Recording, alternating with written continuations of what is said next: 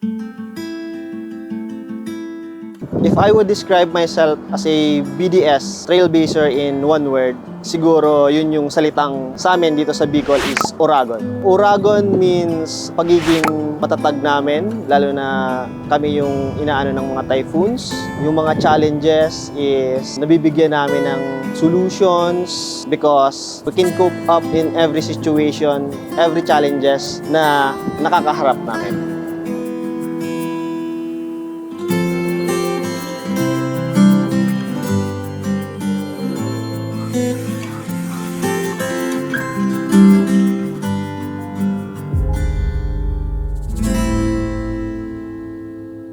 Hi, I'm Argel Paulo Arrogante, Business Development Specialist, Trailblazer Team. Ang area ko po is Masbate, Albay, Sorsogon, Coastal Area, and Catanduanes. As a BDS, we ensure that no one is left behind, lalo na sa mga far-flung areas na pinupuntahan ko para sa mission and vision ni DKT. Yung daily task namin as a BDS dito sa area ko, sa Bicol, unang ginagawa ko is pinaplan ko yung route ko, especially dito sa Albay. Ang unang pupuntahan natin is yung sa Libon, coastal area ng Albay. Siya yung mga hindi na naaabot ng commercial team natin. Kaya doon ako naka-assign na puntahan yung mga far-flung areas na yun.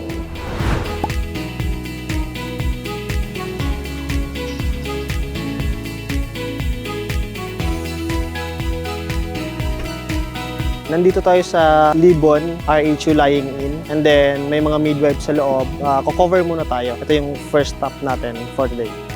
Hi, Ma'am Susie. Hello, Ma'am Lerma. Good afternoon.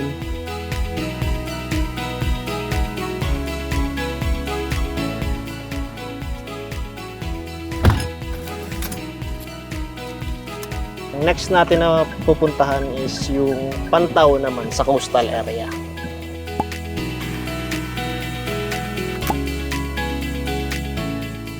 Hi, Ma'am Gloria! Nandito na tayo sa Pantaw, RHU Pantaw. Dito tayo sa Barangay Health Center.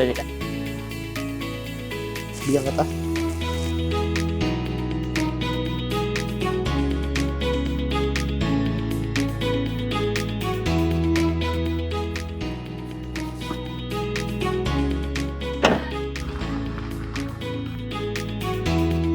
Next stop namin is dito na sa Refugios Drugstore dito sa Pantaw. Siya lang yung only pharmacy dito sa coastal area ng Albay. Yung sarong ano, di ba? So 10 pieces.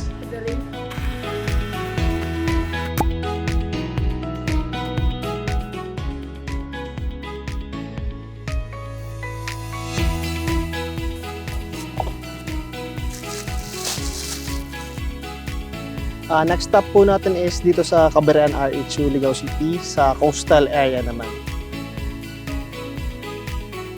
Good afternoon po. Hi ma'am, good afternoon. Ma'am, cover lang ako ulit sa inyo.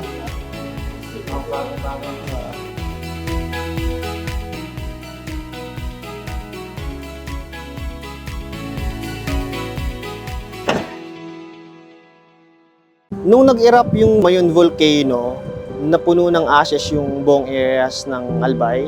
Kaya isa yun sa mga challenges ko kasi usually zero visibility talaga yung daan sa asphalt na galing sa Mayon Volcano. And then ang ginawa ko doon para ma-overcome ko, may mga contacts naman ako ng mga midwives ko, ng mga HCPs, at tinatawagan ko lang sila through Viber, Messenger, and through phone calls.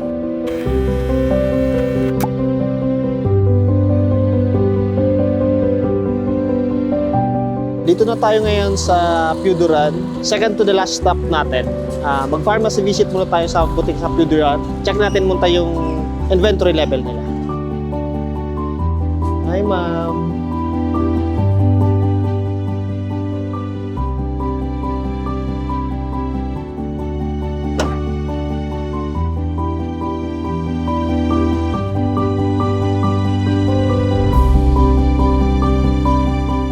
Salamat! Overall, nabenta natin sa pharmacy ngayon during visit, 1 box na strawberry. Ang mga challenges na nakakaharap ko, lalo na sa mga areas ko, is yun nga, yung scheduling ng Roro.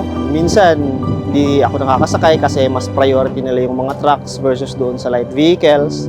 And then, yung road conditions sa mga areas ko, mga prone sa landslide, rough roads, and mountainous area talaga siya. And wala talagang masyadong pumupunta na mga reps or sales reps na ako lang ang nakakapunta.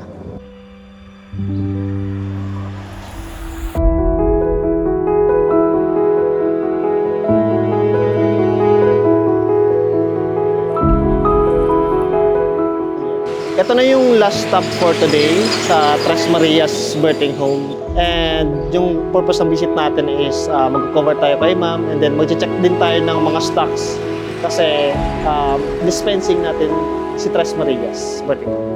Then, every month meron tayong trusted ties dito sa Tres Marias like may mga pregnant mothers or teen mothers na nagpupunta dito. Then, nagkakandak tayo dito ng activity para sa family planning, information dissemination.